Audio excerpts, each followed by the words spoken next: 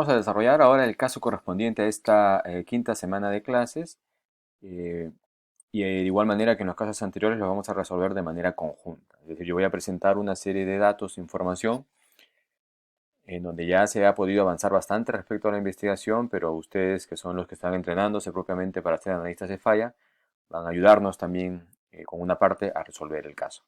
El caso para esta semana está relacionado con la falla de un extintor, de un extinguidor que ocurrió hace unos años en una planta industrial aquí en nuestro país. Y vamos a seguir para el desarrollo del caso la misma secuencia que ya hemos conversado en clase. Es decir, lo primero que hay que hacer es recolectar la información del componente. Fíjense, este es un extinguidor basado en dióxido de carbono con un tamaño de 15 libras que ha estado operando por un tiempo de 15 años. ¿Ok? Y aquí ustedes tienen también algo para empezar a buscar información, es decir, cuál es el tiempo de operación común que tiene uno de estos extinguidores. ¿Sí?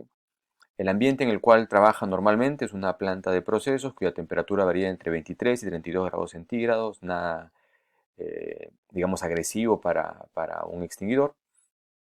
Normalmente estos extinguidores pues están, como ustedes lo han visto en cualquier lugar donde encuentran un extinguidor de estos portátiles, están colgados, ¿no?, en la pared en su respectivo porta extinguidor.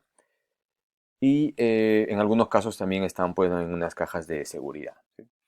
Bien, cuando se consultó al solicitante sobre cuáles habían sido las condiciones en las que se había generado la falla, eh, los responsables emitieron la siguiente explicación, ¿no? Ellos se dieron cuenta del extinguidor ya fracturado, lo encontraron ya una vez que estaba abierto, eh, porque lo habían sacado de su lugar en donde estaba originalmente y lo habían puesto momentáneamente en una zona que era justo debajo del rebose de un tanque.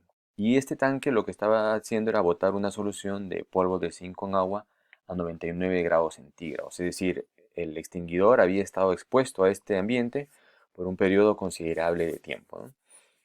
Afortunadamente no hubieron heridos ni tampoco pérdidas humanas que lamentar, pero sí es interesante ver el contexto en el que se dio esta investigación, ¿no?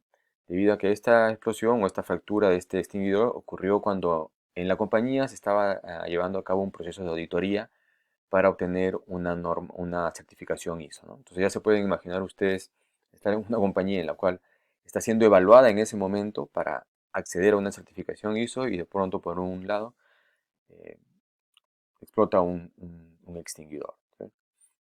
En ese contexto es que la compañía decidió hacer la investigación porque evidentemente eso les estaba costando caro en su proceso de acreditación. Un dato interesante, no se llegó a encontrar la válvula del extintor, lo cual es relativamente raro porque basta con hacer una búsqueda cuidadosa en los alrededores para encontrar esta válvula, pero no se llegó a encontrar. ¿Sí? Cuando se solicitaron los datos acerca del material del cual estaba fabricado este extinguidor, se nos notificó que estaba construido en duraluminio. Duraluminio es una aleación de aluminio que ustedes ya luego pueden buscar también sus propiedades y luego comparar con las propiedades que se van a obtener para el material propiamente del extintor.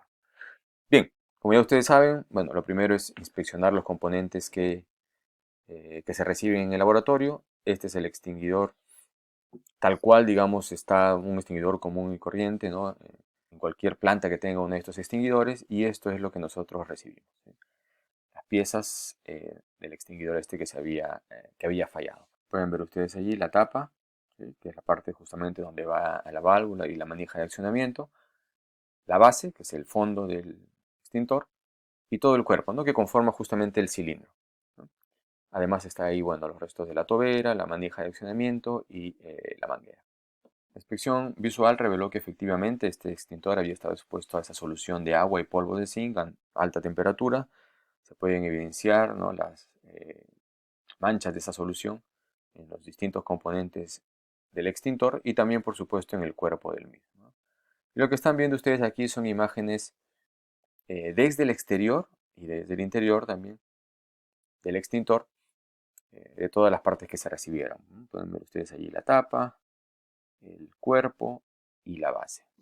Algo que se puede también evidenciar en estas fotografías y que es parte de lo que hemos hablado también cuando ya se ha mencionado lo que ocurre en fractografía, es lo que pasa cuando o después de que se produce propiamente la fractura o ruptura, en este caso, del componente.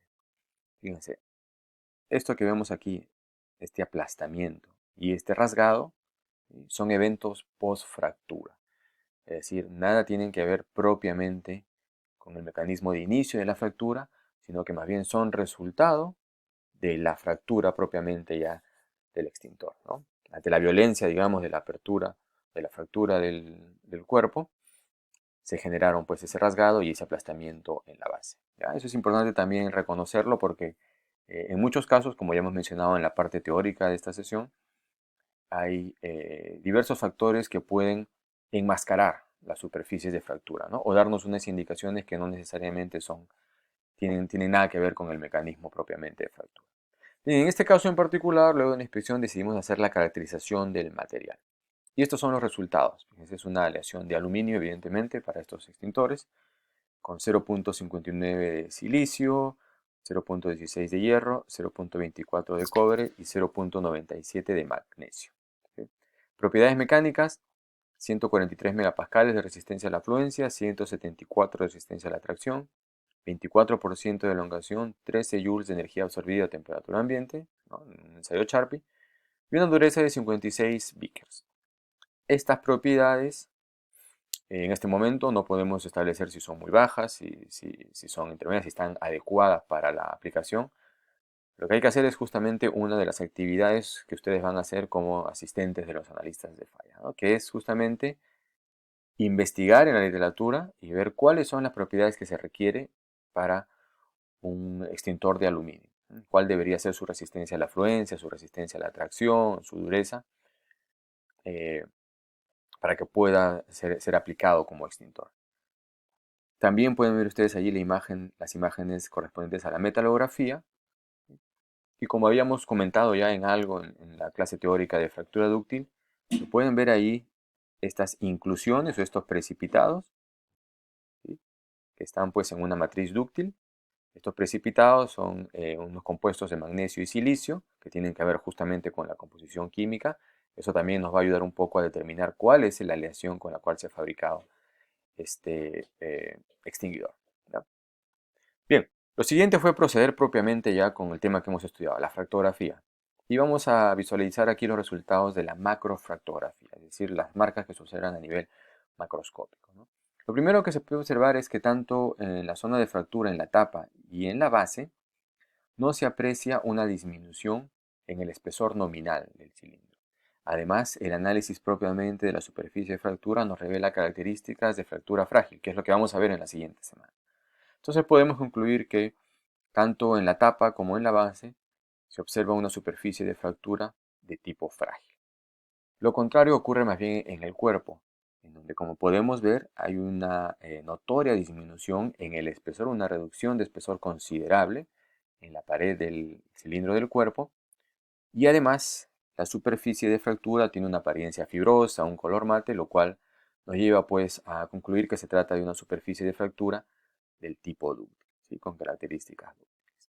¿Cómo se puede evidenciar o cuantificar de alguna manera esta reducción en el espesor? Lo que hicimos fue hacer una medición de espesores a lo largo de toda la línea de fractura, ¿sí? Y lo que ven ustedes allí es una gráfica del espesor que se registra en función de la longitud justamente de esa línea de fractura. Y como podemos ver, el menor espesor se da justamente en la zona central, ¿sí? En el centro del extinguidor. Lo cual ya nos está indicando entonces que esa ha sido la zona de origen de la fractura, ¿verdad? Porque es la zona en la que el espesor ha disminuido a lo mínimo que se ha podido. Y cuando ya ese espesor no ha sido capaz de tolerar la presión interna, es que se ha roto. Entonces, este ha sido el punto de origen, la zona de menor espesor.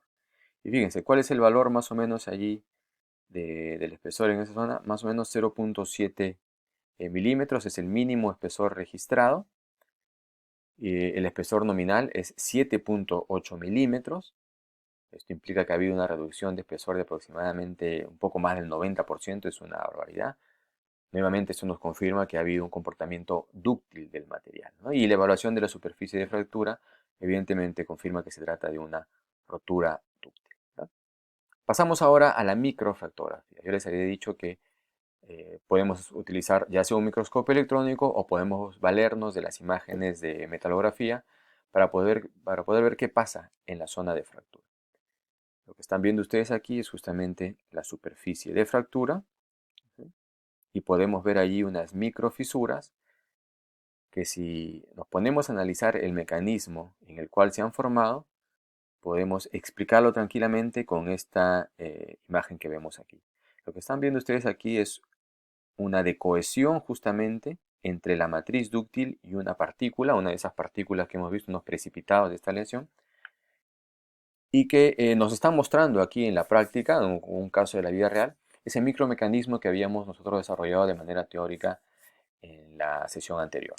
Es decir, tenemos una inclusión, en este caso un precipitado, que ha empezado a generar una decohesión con la matriz que lo aloja, ¿sí? Conforme se va incrementando el nivel de esfuerzos, en este caso particular la presión, ¿verdad?, en el cilindro, esta decohesión va aumentando hasta generar pues las microcavidades. Esas microcavidades empiezan a crecer para formar microfisuras, ¿no? Las cavidades coalescen unas con otras para formar microfisuras, ¿sí? Y en particular, en este caso, varias de ellas han coalescido a lo largo del espesor en la zona media justo del extintor para generar la fractura del componente, ¿ya? Entonces aquí podemos ver cómo el micromecanismo se relaciona con lo que nosotros vemos a escala macroscópica, el macromecanismo. Bien, entonces con toda esta información ya podemos dar paso a la actividad, lo que ustedes van a tener que hacer. Ustedes nos están ayudando a resolver este caso, entonces tienen que desarrollar dos actividades en particular.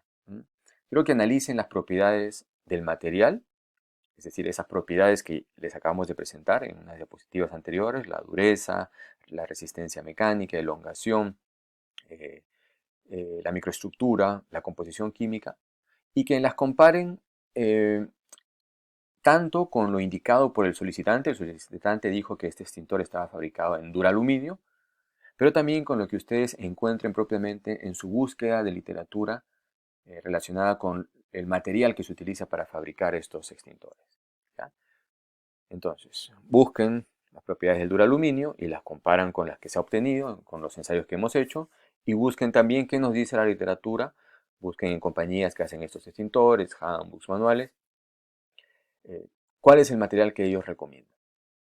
Entonces, comparen eso, ¿ya? Y en función de eso vayan también ya generando algunas conclusiones respecto al material, ¿sí? Además, como segunda actividad, les voy a pedir que establezcan una secuencia, ¿no?, de los hechos que han ocurrido en función de la información que hemos presentado, es decir, ya se ha evidenciado que ha habido una expansión, ¿no? El cilindro se ha empezado a hinchar. En particular, ya conocemos cuál ha sido el punto de origen, hemos cuantificado la reducción de espesor, y justamente en la zona donde el espesor se redujo pues hasta más de un 90%, fue ahí que se inició la fractura, ¿no? Se ha propagado de manera dúctil en todo el cuerpo y luego en la tapa y en la base de manera frágil. Listo. Y para eso les voy a proporcionar esta gráfica. Es una gráfica típica para extintores de este tipo, portátiles de CO2, en donde se puede apreciar la relación entre la presión en el extintor y el ratio de llenado, ¿no? Estos cilindros tienen un rango seguro en el cual trabajan, que viene dado por el área sombreada en verde.